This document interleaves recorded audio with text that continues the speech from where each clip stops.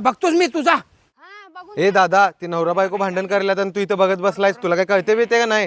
अरे येड्या, नवरा बायकोच्या भांडणात कधीच पडायचं नसतंय. झालंय छान आहेस. तुला लाज वाटली पाहिजे. भरल्या संसार सोडून सोडून तोडून चालली असतो. जा तुझा. तुला शेवटचं सांगलेलो, थांब म्हणलेलो तुला. अजिबात थांबत नाही मी. ए थांब. ए बाईवर हात उचलतोस, तुला लाज बीज वाटते काय? स्वतःला मर समजतोस काय? ओ भाऊ, हे लय वक्ती बाई आहे ओ.